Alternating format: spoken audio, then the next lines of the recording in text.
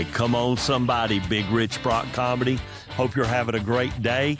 Man, we got great shows we're doing. So glad to be doing comedy full time. If you need a comedian or you've got a business or a corporate outing that you're wanting to do some comedy, listen, I've done stuff from corporate settings to Fortune 500 companies to small groups. I did a show recently for a birthday private event at a winery, fundraisers. Man, we do it all. Comedy clubs, a little bit of everything. Had a good opportunity to go to Winter Haven, Florida, and be a part of a comedy club down there called Laugh Out Lounge. If you're in that area, it's near Legoland. Come on, somebody, which I've never been to, didn't know about. Only thing I know is I've stepped on Legos and makes me want to cuss, so I don't want to go to Legoland. But that's a great club, and shout out to those folks for having me and Jason Hedden and my buddy Easy Money. Shout out Easy Money. We had a lot of fun. So I want to talk to you today, man. There's so many things when I get in here that are on my mind, but you know, it's been Father's Day a few weeks ago. And I spent a few episodes talking about fathers and being a dad and road trips and vacations. And today, I guess it's going to be dad oriented in a sense, at least my dad, because I want to talk about some of my all-time favorite sports people. So if you're not a sports guy, you'll still get something from it if you'll hang with me a few minutes. But it's funny because I know, and I watch this with my boys, like, when I go visit my oldest son and I'm in the guest room has got some decorations in it that are, and my daughter-in-law's a sports person too. So they're sports themed. And I look around and a lot of the stuff hanging in there are things that were mine that I passed on to my boys. You know, I've got because I downsized, you know. Well, when I divorced, I downsized. It wasn't my choice. Come on, somebody. But then now that I do comedy full time, I downsized again because I'm really focused on what I'm doing and pushing this forward and living this dream. So, for example, I had a framed numbered portrait of Herschel Walker, Georgia, cool looking picture. I got one that's Dooley's dogs. I've got some of the Coke bottles from different sports things. And my son, I had a Deion Sanders primetime jersey autograph when he was with the Cowboys. All that stuff's up in that room, in that guest room. And my other son, I visited his apartment. He had a couple of things that were mine when I was a kid. So I've instilled to them some of their favorite players and teams or people that I instilled in them. Some, not all. God help me, my middle son likes the Lakers and basketball. That's anti what I like, but we'll hang in there. The king of flops, I can't do. But a lot of the sports people I grew up admiring and liked were who were my dad's favorites. You know, so we'll talk about it a little bit, you know. Thinking about all-time sporting events that I enjoy and I think that are the best. For example, for me, all-time, I got to go March Madness basketball. That's my favorite sporting event to be a part of because it's Cinderella, man. Anybody can win it. Another one, and my father really enjoyed this, and we got to go to 2 practice rounds, never have been to them, of the Masters, the official, but the Masters. And we would watch it. It's normally around Father's Day or different things going on. So we would watch, or Easter, you know, whatever holidays, but we would watch the Masters the final day. We'd grill steaks, hang out, watch the Masters, and just make good memories out of it. So definitely the Masters. Now, when I was a kid, this one was big because we didn't go to church. And we'd watch Wimbledon. You know, Wimbledon would come on when I was a kid. And that's back when you only had 3 stations, ABC, NBC, CBS. Come on, somebody. You didn't have 100 to flip through. And Wimbledon would come on Sunday morning.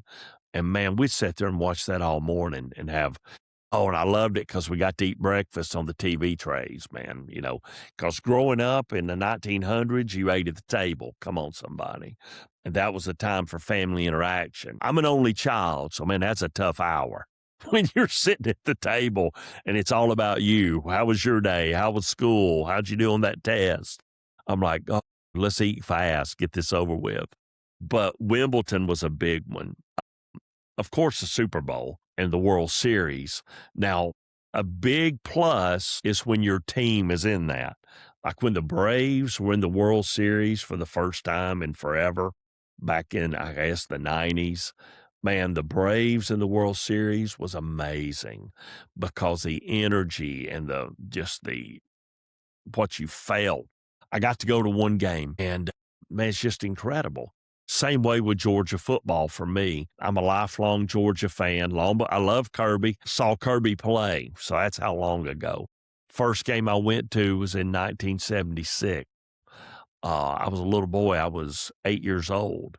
But in 1980, come on, somebody, if you know Georgia football, Herschel Walker came on the scene. In 1979, Herschel played for Johnson County High School, a single A school. I went to Gordon Lee High School. My cousin was a starting running back, middle linebacker, and a kicker on the Gordon Lee High School football team, 1979. Gordon Lee won region. Had the dynamic duo of Nudie Abbott and Toady Brock. Sound like this fast, weren't they? Those two guys were the backfield. The late Greg Ellis at quarterback, Clay Crowd. I can name that lineup because I grew up. I was 6 years younger. So I'm in elementary school and going to all those games. Man, those guys were my heroes at Gordon Lee High School that won region. They were amazing. And we lost to a team called Fellwood. They had a guy named Rex Willis, and he ran for like 350 yards in that game. It's crazy. And they beat us 40-something to 20-something. I think it's 42-21. You're like, Big Rich, how in the world do you remember that? I can tell you stuff like that. Now, where are my car keys? I have no idea. But I can tell you things from 40 years ago. But here's why I bring it up. Fellwood then had to play Herschel Walker's team. And Herschel Walker's team was basically Herschel Walker and 10 other guys. And they beat the brakes off of them because Herschel Walker was an Olympic sprinter that was like 6'2", 220 pounds. He was a grown man in high school. My cousin, who played middle linebacker, was maybe 5'10", maybe 160 pounds, soaking wet. And my dad said, God spared your life, us losing to Fellwood, because if you'd had to play Herschel, he'd have killed you. And, we joke around about it. Plus, my cousin's a Tennessee fan, but not everybody's perfect. So we went to Georgia games. My dad bought season tickets because of Herschel Walker signing. He goes, we're getting them. Now's the time. And we had season tickets. I kept them. My father kept them 25 years. And then I kept until I had more kids and I had tickets. And I'm just like, I'm giving them up. And it got so expensive to keep up with all of it. And I was pastoring and we'd go to games and, it was in the lean years, dawning early, wasn't even on TV. And then Coach Rick came along. We're getting on TV, but it's 9:00 at night. And I'm going to a game on Saturday night, showing up to lead early church at 8 a.m. And my whole message is about the Georgia game. So, I realized I got to make some changes and I got rid of the tickets, but a lot of good family memories made watching Georgia football together between the hedges. Loved it. Still do. Basketball has always been my favorite sport. I like the way they dribble up and down the court. That's Curtis Blow singing basketball, by the way. But basketball's always been my favorite when I was a kid. We got a satellite dish. Remember those great big ones that were about the size of, a small Pinto? We put that thing up at 311 Hogjow Road in Chickamauga, Georgia. Our neighbors thought we were talking to aliens, man. They didn't know what the heck we'd done. We cut about 20 trees. We mounted this giant satellite, and we got 200 channels. I could watch ACC basketball every night of the week. We could get the Boston Garden, the Celtics games. It was amazing. I grew up, my father and I would watch ACC basketball, Ralph Sampson, SEC, Charles Barkley, Dominique Wilkins, of course, Michael Jordan at UNC, James Worthy, I was a big Kentucky fan as a kid, basketball anyway. Mel Turpin, Sam Bowie, Kenny Skywalker, you know, all those guys. And it's funny because growing up, SEC, we'd support everybody except one team. And I'll give you a hint, their uniforms are orange. But everybody else we'd pull for. We'd always pull for Tech unless they played Georgia. My dad had the philosophy, if you live there, you support the team. That was kind of the way he was. So we would go to Tech games.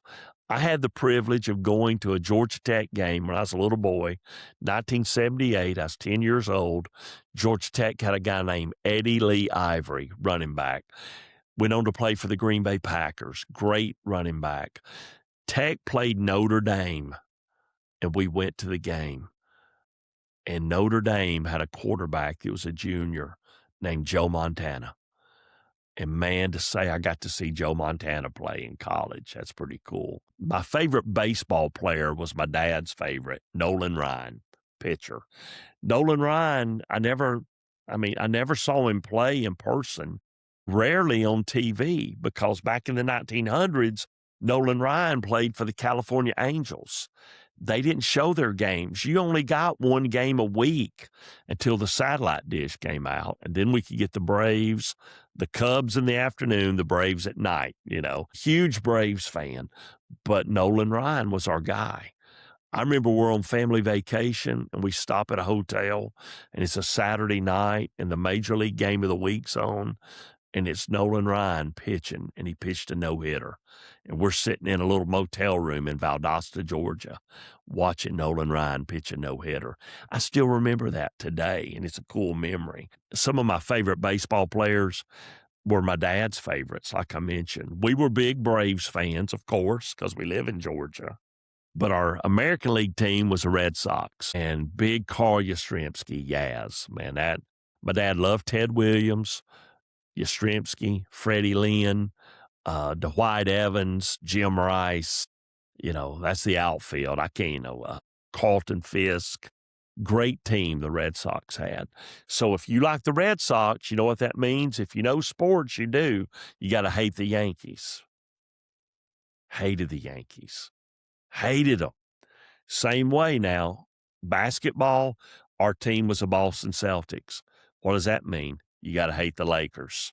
My best friend, Lakers fan. My middle son today, Lakers fan. Everybody else, Boston fans. But it was either, and it wasn't, and it's funny, people want to make out like Bird Magic was a race thing. No, it was a style of play thing. West Coast offense, running gun, showtime versus the Boston. The work ethic, the hard nose, tough fouls here and there. And Bird was my guy. My all-time favorite athlete watching was Larry Bird. Larry Bird basketball, Herschel Walker football, Nolan Ryan baseball. My favorite tennis player that I liked when I was a kid, Bjorn Borg. Man, that dude was an amazing talent. McEnroe, as I got older, I liked. Never liked, and it's funny, like Jimmy Connors, they just seemed to complain all the time. Borg's over there just playing. So my dad's like, man, I know they're Americans, but they little privileged tennis players, act like you've been raised right kind of philosophy. Golfers, my dad's favorite golfer, Seve Ballesteros. I like Seve too, but we also were big fans of Bernhard Longer. We got to meet him at a prayer breakfast in Augusta, which was pretty cool.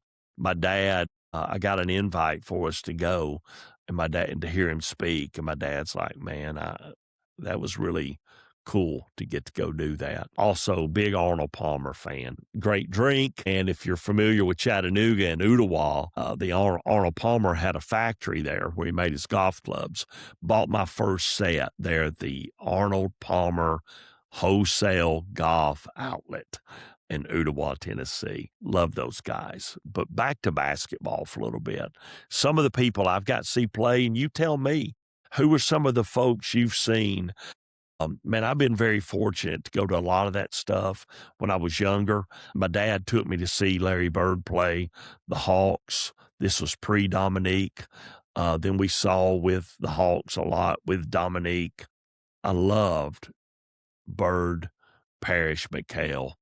Dennis Johnson, one of the best, great teammate, according to Bird and everybody else, and Danny Ainge. That was the five. Bill Walton is the six. That was my team. Also loved Dominique Wilkins. Saw Jordan play 3 times there in Atlanta.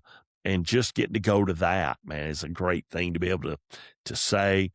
Lived in New Orleans for 1 year when my boys were younger, and Chris Paul was a rookie at that time. And we went to 20 games that season of the New Orleans team. And man, that was a lot of fun, and got to go behind the scenes, go into the locker room, just meet a few players. That was really cool and a lot of fun. NFL, it's funny, as I've gotten older, I don't really have a team I pull for. Of course, the Falcons and the Titans, because I live kind of between the two. Always have liked the Titans since they came into the league. But with NFL, I'm more player oriented. I don't know if you're like that, but like I follow the Chargers because Lad McConkey. I follow the Bears the Lions because of Jahmyr Gibbs. Both of those guys, my middle son, one of his little trivias is he played on a travel basketball team with both those guys, with Lad McConkey and Jahmyr Gibbs. He played travel basketball with. And my son was always the fastest on the team until those two showed up. Man, those guys can fly. So I love watching them and feel a connection to them because they're local and I support them. And then you see, and it's funny with social media today, we know way too much about athletes. But back in the 1900s, man, you didn't see a whole lot. You didn't know a whole lot. My NFL football, my dad's favorite player was Dick Butkus, the Dick Butkus Award winner, man. You know all that. I've got my father sent off for it, and I've got an autographed picture from him, and even the envelope has his number on it. It says Chicago, Illinois. He autographed it, personalized it. I have it sitting in my office still today. It's just a cool memento, little 5x7 black and white picture. If you've never seen the movie, and it's an oldie, Brian's song, the story of Brian Piccolo and the friendship and the brotherhood between him and Gail Sayers. Highly recommend watching it. Watch the old one. You have to get past the fact it's 1970s. There's a remake of it that's good too, but you need to watch that old one with James Caan and Billy D. Williams in it. Great flick. Sports, as you can tell, was a big part of my childhood. Playing sports, watching them, attending games, all that kind of stuff. And since we're in the middle of summer while this is coming out, we'll talk a little bit of baseball as we wrap up. Baseball, again, if you like the Red Sox, you couldn't like the Yankees. Another big team back then was Kansas City Royals. There was very few teams competing to win the championship. Before the Braves were successful, we would go to Atlanta Fulton County Stadium to see who the Braves were playing. You didn't really go to see the Braves. We loved the Braves. That was our team, but they struggled. They were losing 100 games a year. And we would go see them play the Dodgers or the Reds, the Big Red Machine. That was my team and a lot of people's team. Tony Perez, first base. Then it was Dan Dreesen, Joe Morgan, Dave Concepcion at short. Man, you had Johnny Bench catching. You had Pete Rose. You had Ken Griffey Sr., Cesar Geronimo out there in the outfield. Man, it's crazy, those kind of memories and the fact that we watched so much baseball. And if I'd go to my grandparents, we're watching baseball. At home, we're watching baseball. Same during football season. So I see now with my boys, they got their favorite teams. My daughter-in-law, die-hard Cincinnati Bengals. And there's a lot of die-harding. That's a tough team to be rooting for. But she's converted me because of her passion for it. Her and my son and their families go to their games every year, and they go check out a game, and they watch them every Sunday, and they've got a family tradition that they're building where they watch the game together, go down the sports bar, got their spot, hang out, and it, yeah, it's sports, but it's building memories and it's making memories out of the moment. So whether it's sports, sitting around playing guitar, playing some video games, whatever it is that your kids are into, find a way to connect with them or your grandkids. Or, you might be a child, 20, 30 years old. Find those things that you parents you can still connect with, whether it's a family trip or going to do stuff together, and take advantage of it. Enjoy the time. I know life's busy. We all got stuff we're working on. We all got things that need to get done, but take it from a guy that's parents have passed. You got to make time. Seize the opportunity. I travel a lot with comedy now, and I'm on the road, and I'm trying to get time. My oldest kids, they live, hours away. So in my mind, I want to go see them every month. Realistically, once a quarter. But I look at it sometimes, it turns into 3 times a year. I don't feel sad. I just want to make the most of my time there. And really, it's not about what we do. It's just spending time together. We'll sit there and watch Theo Vaughn clips, or we'll watch Kill Tony clips, or we'll watch a ball game, or we'll do something. We'll play cards. And it's so funny. We'll sit and play rummy. And then one of my youngest son will go, I hate this game. I don't want to play. Y'all go ahead. And it's because he's getting beat. Let's just be honest. When he's winning, he's in. So, we're doing something to spend time together. Find something you can do to spend time with the people you love and the people you care about. And something you can do and bring the whole family to. Now, kids, and I'll have small kids at shows, and they don't get it. They like the fact it's a show and it's high energy and a lot of people are laughing, but they don't get the jokes. But as an adult, you can bring your father out Father's Day, or bring your mama, or have a date night with your parents and bring them out to one of my shows, and they're going to laugh. They're going to be entertained. You're not going to be embarrassed sitting by your mama while I'm doing comedy. I'm not going to be throwing out, bad, F-bombs or this or that. It's going to be a night where it's a feel-good night, and it's a lot of fun. So make that an event. Find some things in your community, no matter where you live, where you can have a good time. So, man, I appreciate you guys. I thank you for watching the podcast. I want to encourage you to follow me on all my social media. That helps me do what I do, whether it's Facebook, or as my mama called it, Face World, Instagram, TikTok, all that stuff. If you need a comic for an event, let me know, especially if you're looking for things in 2027. I still got a few dates for this year, but I'm already booking for 2027. I do wineries, breweries, clubs. I'm everywhere, restaurants. Man, I did a show in an old post office brewery. Man, they packed 100 people in this brewery. And we left that place a shambles. It was so much fun. People said, I haven't laughed like that in 30 years. That's the kind of energy we bring. That's the kind of comics I bring with me. Check out the shows that I'm doing around here. We always have a good time. We always have fun. Be blessed. Enjoy the rest of your day. No matter where you are in life, stay encouraged. Build yourself up. Rehearse your victories. Talk good about yourself, even when nobody else does. And I'll see you next time. I'm Big Rich. Have a great day.